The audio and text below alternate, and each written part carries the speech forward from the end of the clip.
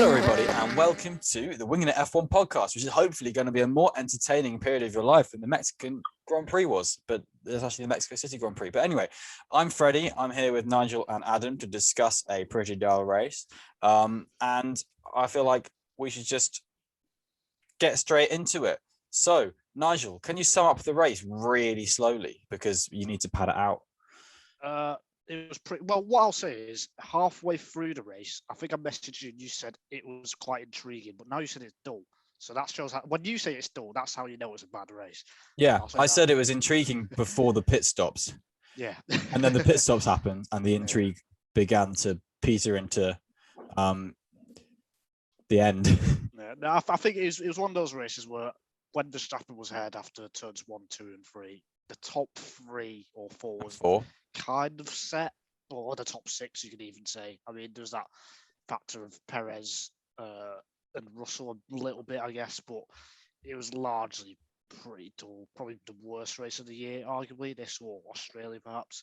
But you got to give credit to Verstappen, haven't you? I mean, I will say this. I don't think I've trusted any driver since I've been watching motorsport, not just F1 or forms of racing, any more than Verstappen. When he's out the front, you just believe he will win.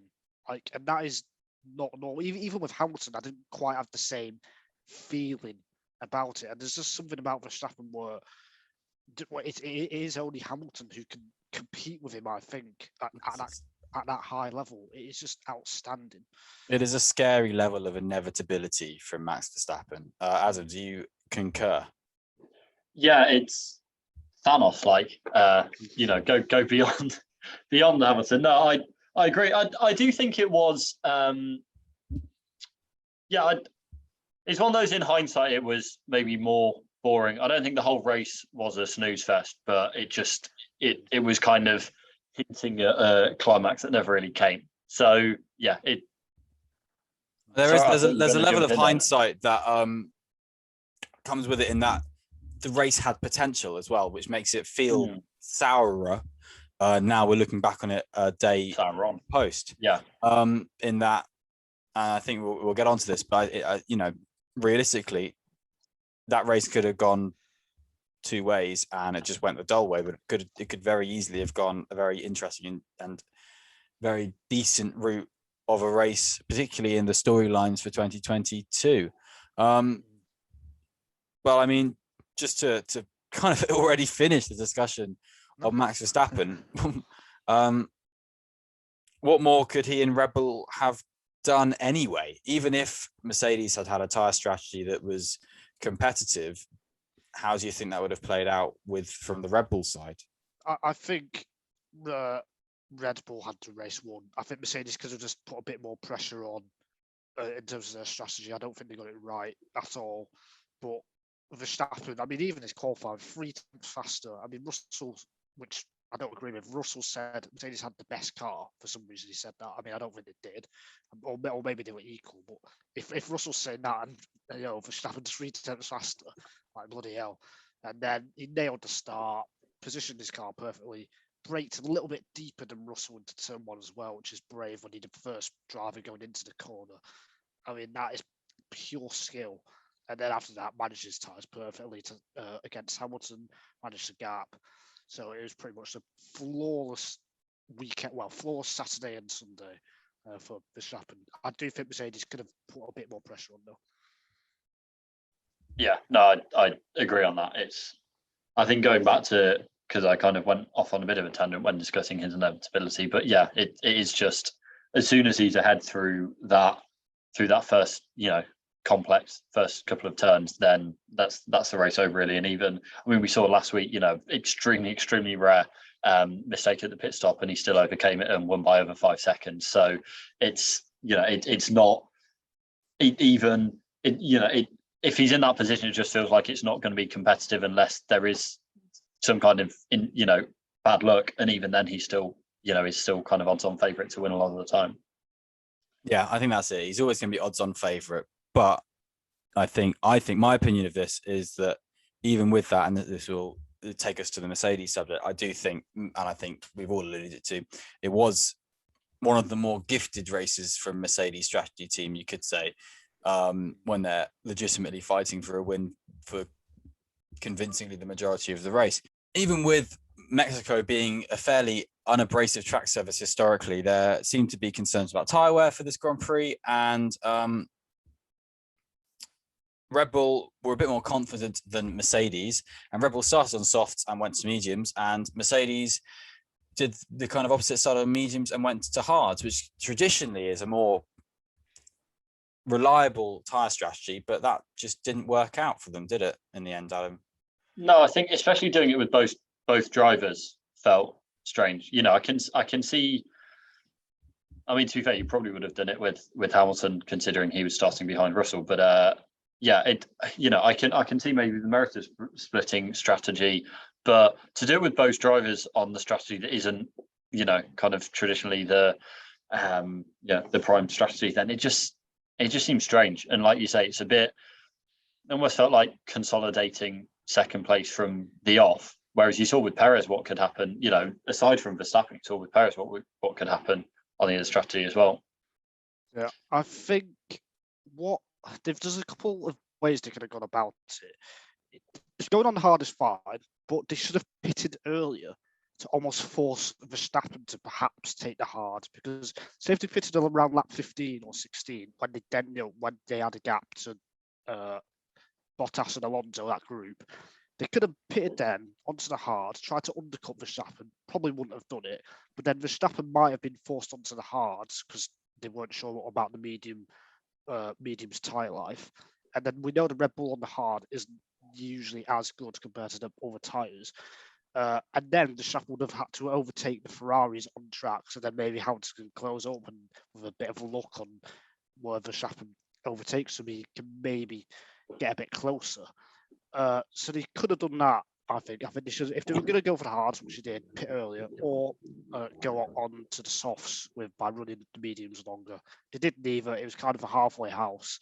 It was very conservative, not for the first time from Mercedes. And I think when you're in this position, second, when you've got a slim chance of winning the race, you've got to be aggressive and go for it. And I feel that's what they didn't do, especially with Hamilton. Yeah, I agree, because I think even if they'd mirrored the Red Bull strategy to the exact and started on softs and gone on to mediums the lap after the Red Bulls had changed and things like that, if they'd been in that position, I think they would have been kind of mirroring Red Bull on pace. I think if the strategies had been reversed, say if Red Bull had started on mediums and gone to hards and Mercedes started on softs and stayed on mediums, I think you could have seen a similar outcome with Mercedes winning, not quite probably by as much as Verstappen did, but with enough pace in hand. So I think there was enough similarity between the cars' overall pace this weekend for it to be pretty much only the strategy that let them down, which, is a positive of sorts. If we definitely a positive if we compare it to where Mercedes have been, particularly recently. You look at Suzuka, where they were frankly nowhere. So the fact that they're able to kind of extract pace from this car at points is good, but it's very much looking at silver linings from a poorly played strategy. And we saw in previous years when Red Bull didn't have the fastest car, say 2017, 2018, 2019, they would always, the way they won their races was, yes, they had a faster car on the weekend, but they would nail the strategy. And I feel like Mercedes, the few chances they've had this year, yes, they were unlucky, Silverstone, yes, they were unlucky in Zandvoort as well, but particularly on Sunday in Mexico, I do think they could have really, it should have been more of a race, and instead it wasn't. There's another. You go. Both. That's kind of what I wanted to add is we've had this discussion and me and Nigel wrote a kind of debate article on it about whether Mercedes will win a race, but it's not just whether they're fast enough, and it's not just, whether you think Verstappen or Hamilton is better, but it's actually, even if they are on a completely level playing field, I just back Red Bull to get it done. And it was the case last season, and it's remained the case this season, that they've got more of the bigger moments right. And Mercedes, yes, they've been unlucky at times, but they have also, been guilty of playing it too conservative. And this is, I think it would have been very difficult to win here regardless. But they, it's okay. Even if they have been more competitive, even if it had been roles reversed, then they've just not got, for a team that's won so much over the last decade, they haven't had the clinical edge when it's mattered over the last 2 years. Yeah, and I think that there's no more way of showing that than Russell, which was just a nothingy strategy that was, shall we do this? Shall we do that? Oh, let's just do something in between that's not going to work. And they seem consigned to fourth place immediately after that. And they weren't really focusing on the race around them. I think I texted you, Nigel, and said, oh, Vettel's done very well on soft tyres. It makes sense to go on the softs, and that proves the mediums aren't going to drop off. And yet everything we heard from Mercedes is the mediums will drop off and we've got to go on the hards and things like that. So they just weren't reading the race in a way that you expect, in a way that other teams did successfully. And we'll get on to Daniel Ricciardo and McLaren. They read the race successfully and went for softs and changed halfway through.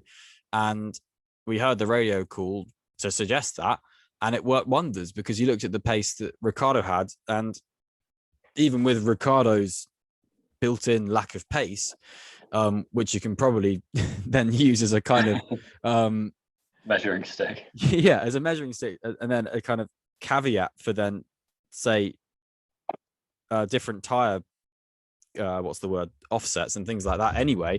So even if, because Ricciardo was soft against hards, so even if Russell is soft against Rebel mediums, take away the Ricciardo lack of pace offset and it works out.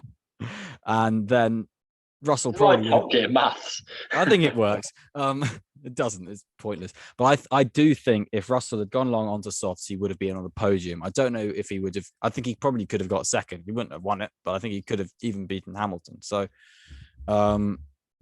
yeah, I didn't think that was unclear at the time either. I agree. Yeah, I mean, yeah, we've called out Ferrari strategies, but Mercedes obviously not as bad. But if Ferrari had done that race, we would have been apoplectic. Exactly, and that's why I'm not happy with Mercedes and the way they went about it on Sunday. You're going to send them a strongly worded letter? No, because I've not done that with Ferrari yet. Wait until next year. No, I know, but I mean, you don't speak Italian. He's going to send them the Ferrari rant podcast with this could be you. Watch out. This could be you. Yeah. Sort yourself out or else. It's like in a film where someone like cuts out bits of newspaper and sends a letter. Yeah. Except then Nigel's in the podcast, so they'll be able to tell. The anonymity will be blown as soon as they watch it. It's very true. This? Who's this from? Oh, we'll never know.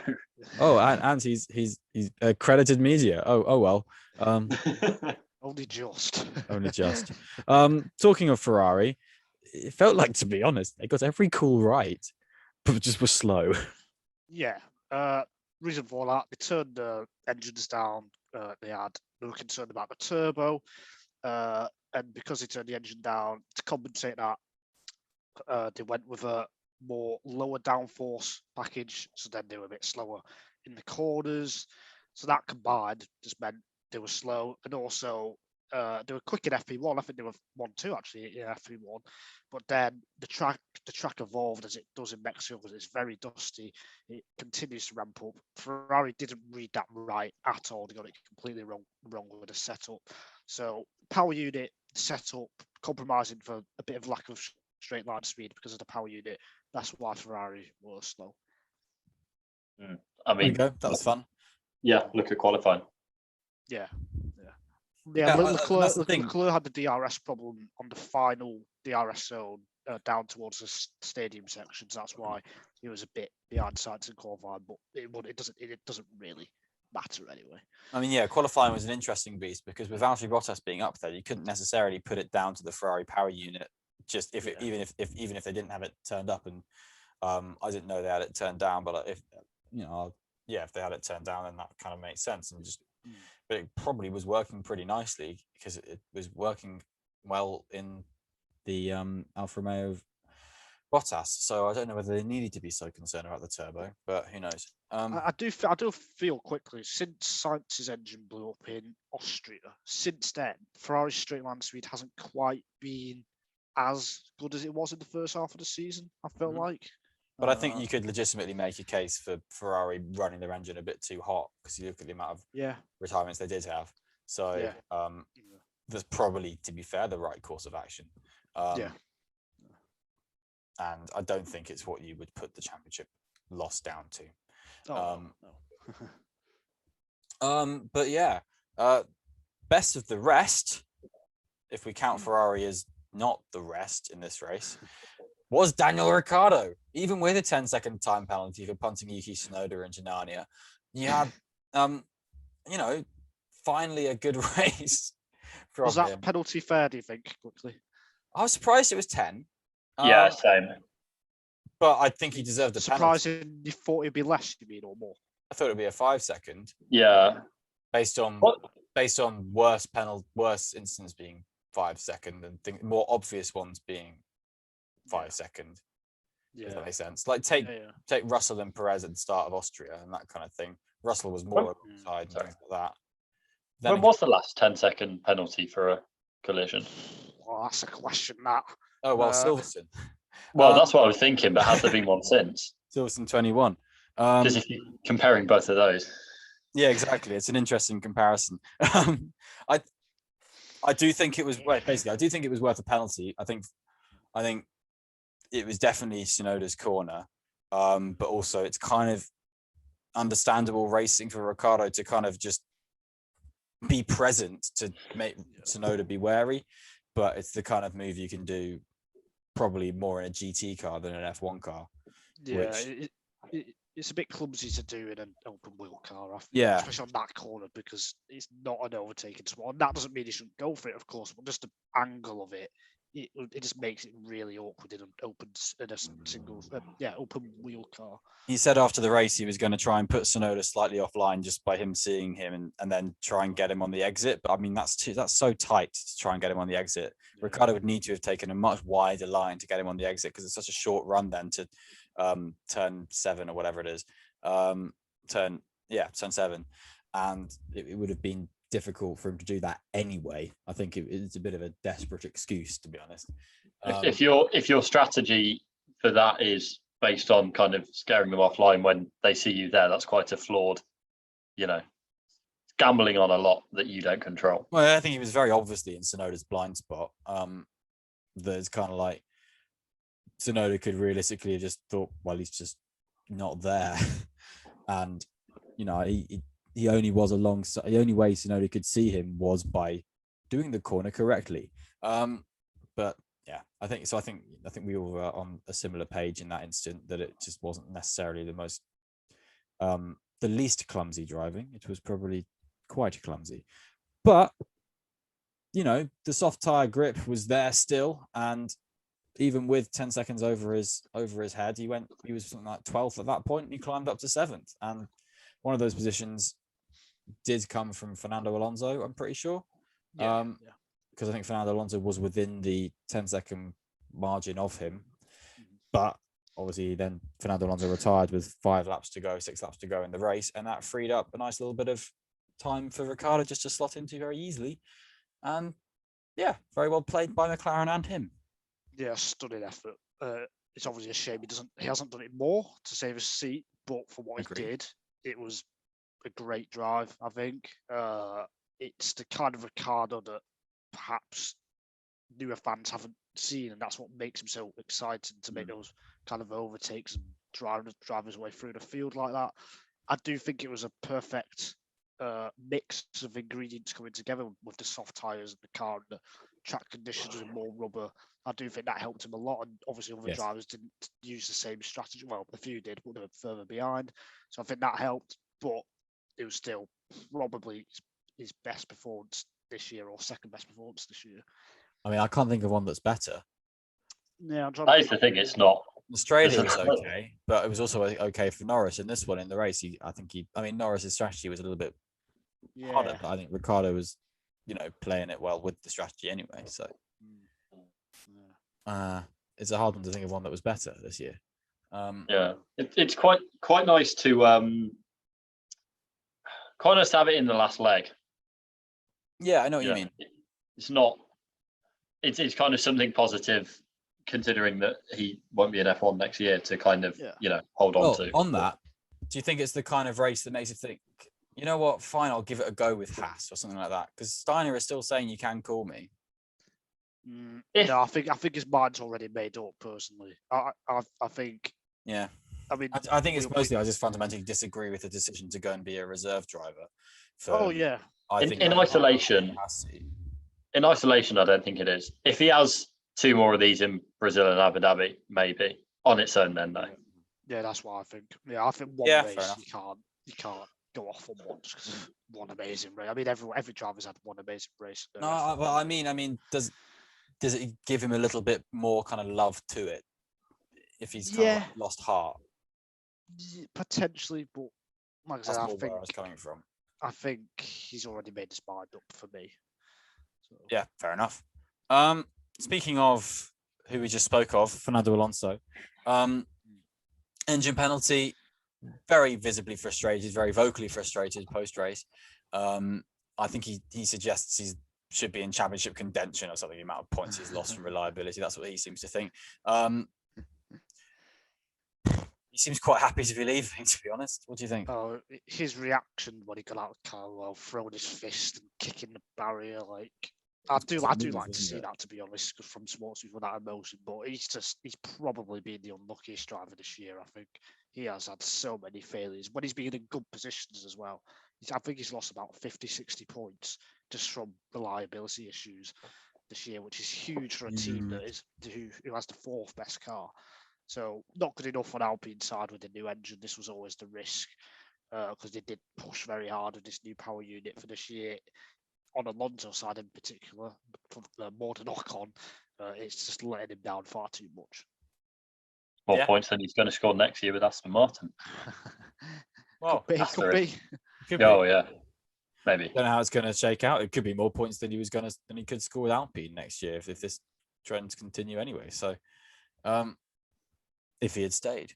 Another little incident that happened that we're discussing, because normally we would just not discuss this, but we have to discuss things, is Pierre Gasly and Lance Stroll just very obviously just driving wrong. Pierre Gasly very obviously pushed Lance Stroll off the track and then kept the position and just rightly got a penalty for it. Is there any more to say? Another incident with a driver leaving their team at the end of the season as well. You can tell it's coming. You can tell it's winding down. With these kind of incidents, you should be forced to go behind the car you've pushed off, rather than 5 seconds. Yes. I don't know why F1 does not have this rule. Just get on the race director or the student just needs to get on the phone, or you get back behind Lance Stroll right now, or else you'll get a drive-through penalty.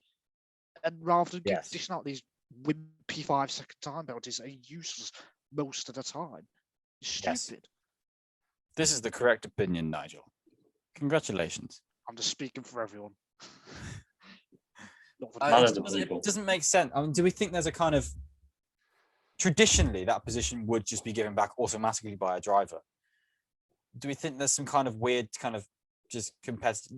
We talk about like racing rules and drivers naturally forcing each other off more than they used to and things like that. Do you think this is just the kind of thing that's creeping in?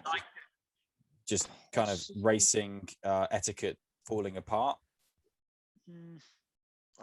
No, I think for this one move, it was just Gasly a bit desperate because it was tricky to overtake. So I don't think it's a racing etiquette thing. I think racing etiquette is more kind of what Stroll was doing in Austin with that late move on Alonso, to me, rather than what Gasly did. I think Gasly just went too deep. That's all. Okay, fair enough. I meant more on giving the position back and not doing. Oh, sorry. It feels like it's more drivers are taking a chance. They're kind of taking the chance that it won't get picked up, and then I don't know.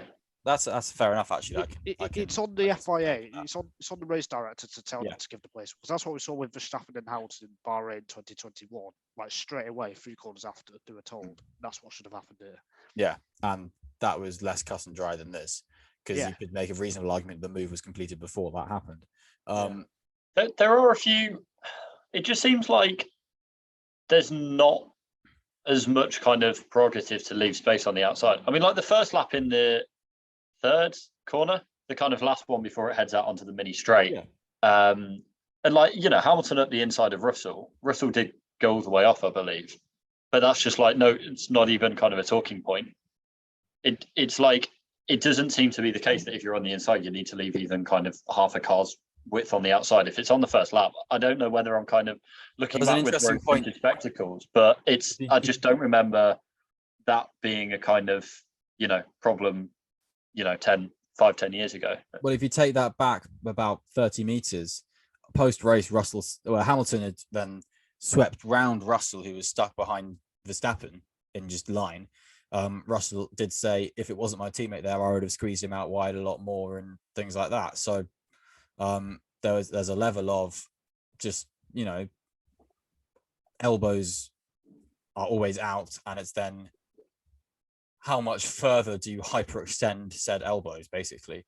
I think I agree. It doesn't seem to have been as big an issue in the past, but it's become kind of racing that you push out rather than push to yield. Maybe it's just because drivers are getting worse at yielding. Who knows? No, I think you're right. There is something in this with this new generation of drivers, especially we saw Verstappen a few years ago, doing it a lot, and everyone's kind of followed that. So I think you are onto something there, Freddie. Adam also brought it up. And anyone else in the midfield to kind of talk about? I think Alex Albon had a very good race. That's because he came from the back and was in a car that didn't have pace for most of the weekend and was in reasonable contention for points, I think. Well, that's his teammate. Yeah. So he won that battle. Yeah. Yeah. I mean, I thought Latifi was the guinea pig for why you shouldn't go on hard tyres for everyone. But anyway, even with being the slowest driver on the grid, he was wildly impacted. But anyway. It was unlucky for Alonso, but I felt glad that Bottas got points. It's his first points in Austria, I think. Canada. There we go. Basically, and I attribute this stat to Jack Nicholls, BBC F1, because he said it. It's a mega stat. Every driver on the grid has scored points since Valtteri Bottas last did before this race. Oh, I like that.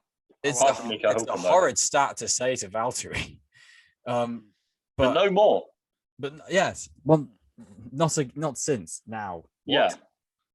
No. It felt like his weekend deserved it. So I was glad that paid off.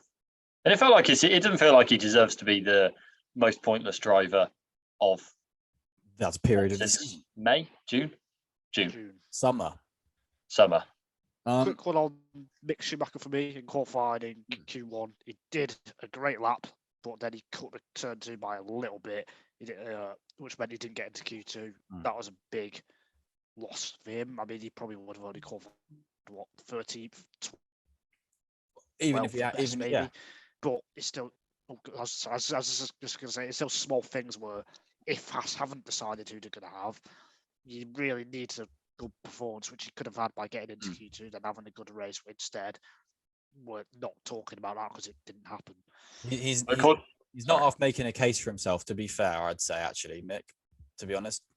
He's the person I'd have in the seat next year. I think he's done enough over the last 10 races or so. Yeah, compared to the options, I'm starting to kind of agree with that. Quick word on budget cap stuff. We obviously have not very long left in this podcast, but we obviously have an agreement, which is fine for Red Bull and cut in wind tunnel time, which will impact. It's not cut and dry that this will happen in the future for other breaches either. So as a first offence, it's kind of, what do you guys think? I'm kind of on both sides of the argument, if that makes sense.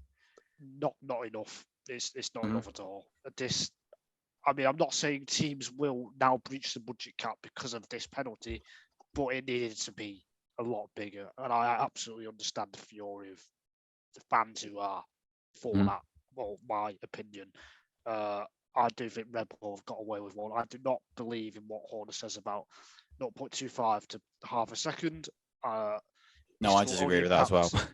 This will only impact 2024 as well, because next year's car will be in the final stages now. Well, it'll impact development.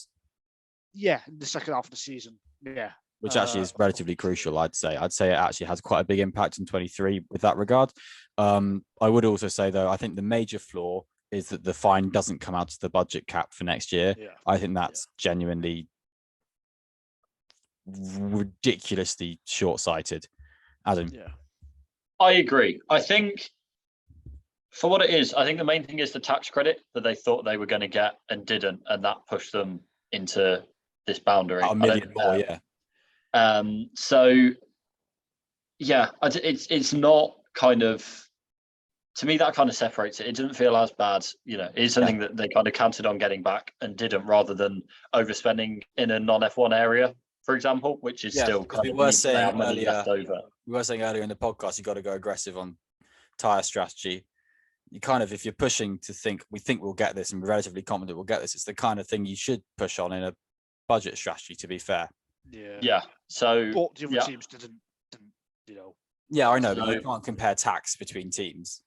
No, when they're in different countries. But yeah, I think, I kind of, I think I agree that the fine should be part of the budget cap, as you say. I think in a wider sense, it's the way the penalty's been negotiated isn't a great look for F1. And I know there are like reasons that have been put out for that, but it's not a good look. That's where a lot of the Saudi Arabia, the kind of mocking came last year, and the questions about how can it be that you're negotiating a penalty on track. Well, the same goes for off track. And I don't think, I'm not as opposed to the penalty as I think you are, Nigel, but I think the way it's come about is a bad look. It's an interesting one because the whole concept of it is a sort of plea deal, and if Red Bull don't accept it, then they just get a harsher penalty. They can't then appeal it. So it's a really odd kind of way of looking at it. And essentially this is part of the way it's done because it's what the teams voted on, and just to make it a bit better for them in the future, and to make, the teams aren't going to worry about the optics of it. And even, especially considering the optics are that one of them genuinely has to admit it. You can't even say, well, you can't even deny it and then to be penalized. You have to admit it with this kind of scenario, which is an interesting caveat. It's a hard one because it kind of settles it in a better way, if that makes sense. It settles it with Red Bull.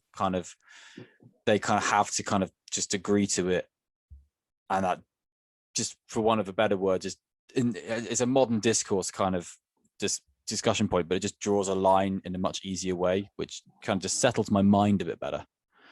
All my thoughts on it are on totalmotorsport.com, but I've got a very quick question on it. Do you think Red Bull intentionally did it? Because I think that's a very important factor, and it's impossible to say, of course. No, I think they intentionally pushed the boundaries. I think they were a bit stupid on sick pay, to be honest. That's, a bit stupid. With everything they've done on that, which was a staff member was sick for a long time, and that meant the sick pay is taken out of that, but then they returned to work. So it's kind of like, oh, okay, well, they got better. I mean, then it kind of negates all of that and makes the pay has to work for the budget cap, because that makes sense. You can't just then cut off the salary for the person because they've come back to work. And I think the thing with the gardening leave is, for Dan Fallows, is an interesting one because it sets a precedent. But if you want gardening leave, you'll have to pay for it in your budget cap. But that also just makes sense. It's a hard one. It's an interesting one to try and avoid. So I think it's a bit more negligent than.